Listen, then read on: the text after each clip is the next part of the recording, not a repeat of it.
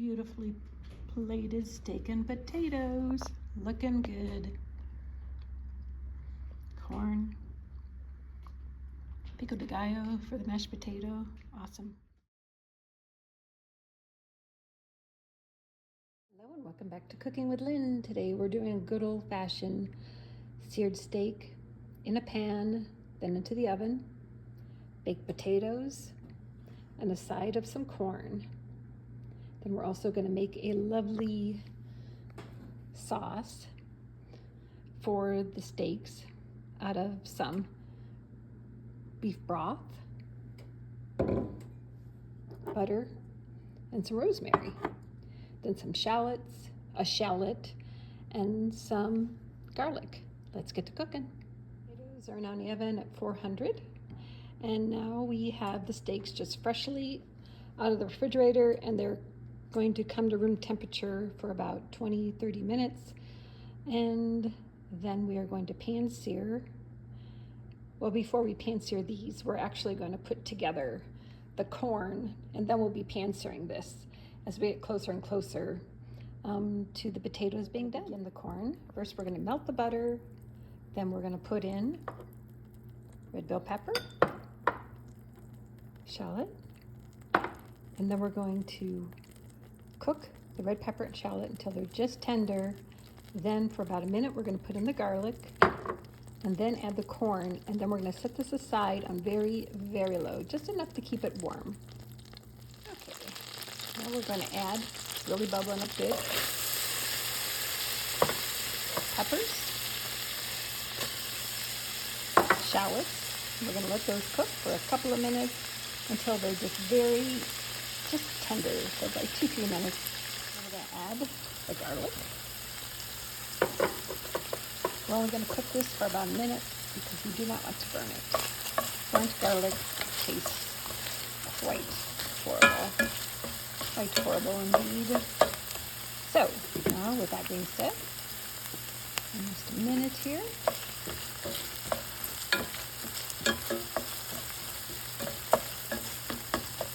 Very good. Put a little salt in there. And I'm going to put corn. This is 2 cups of corn.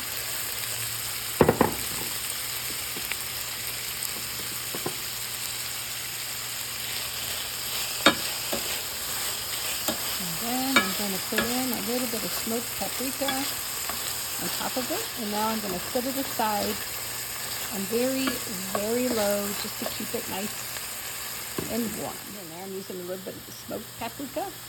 It gives the corn just a bit of pop.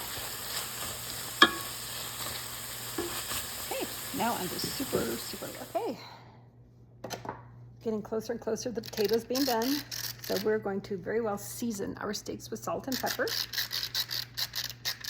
Nothing better than fresh cracked pepper. And salt. One of these days I'm going to invest in a salt one too. Just sounds better, and you can see in the steak, it just creates these bigger particles. I mean, you can make it however big you want. I mean, there's a level here where it says how much. I usually go on like a medium grind for us.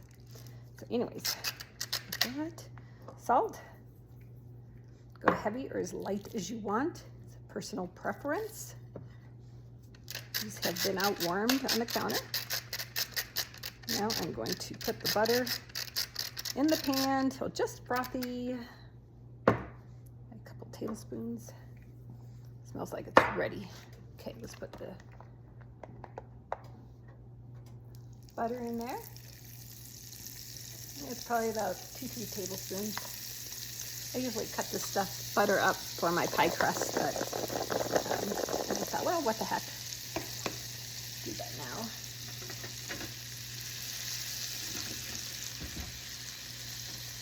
Okay, we're going to do that just until just frothy like that. And now I'm going to pan sear this for 5 minutes. Woo! Like that. Okay, I'm gonna set a timer here for 5 minutes. So about 4:30 my time, this should be ready to go here. All right, and turn these over about a medium-high heat for 5 minutes. Steaks are also probably about 5.5 ounces each, so that's kind of my gauge. The other thing I have here is my thermometer. My husband likes the meat to be about 125 degrees, which is medium rare. I like it a little bit more well done, so I'm going to keep mine in the oven a little longer. These have pan fried for about 5 minutes.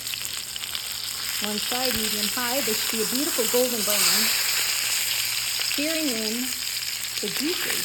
And they are. They're beautiful. Look how beautiful those are. Now I'm going to put them in the oven at 400 for about 3 minutes, and I'm going to test and see until they're about 125 in the middle for my husband. This is an oven-proof pan, cast iron. Go in the oven for a couple of minutes to get it pretty close.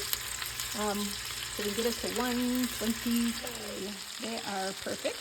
You can side. Even mine looks a little thinner, but that's a perfect. Now, here they are, and what I'm going to do is tent them with some tin foil just to keep them warm, and then I'm going to take the juices here, and I'm going to add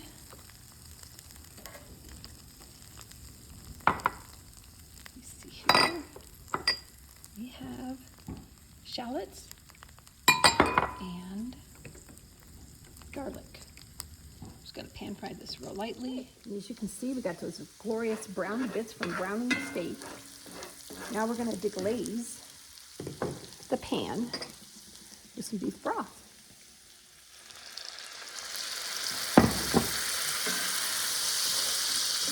Just kind of scraping off the bits from the bottom.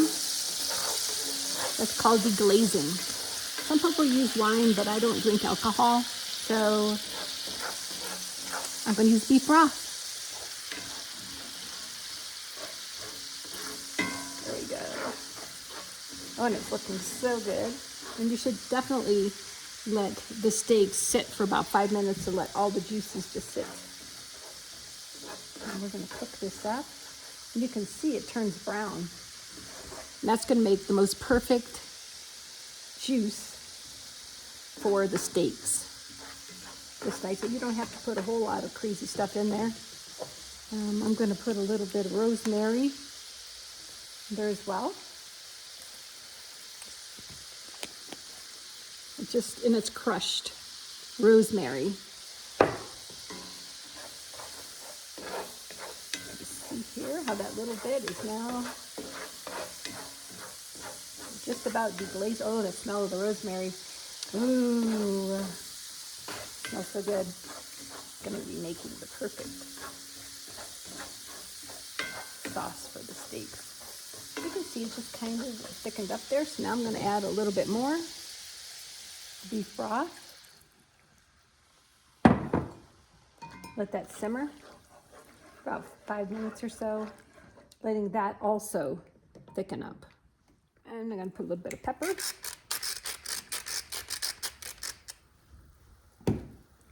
Pepper. You can see it's getting even browner. It's going to be the perfect sauce for potatoes. They're now done. Everything's completed. I'm going to slit a side. Just a little slit down the center. Then I'm going to pop it open. Like that. You've got a nice mashed potato like that.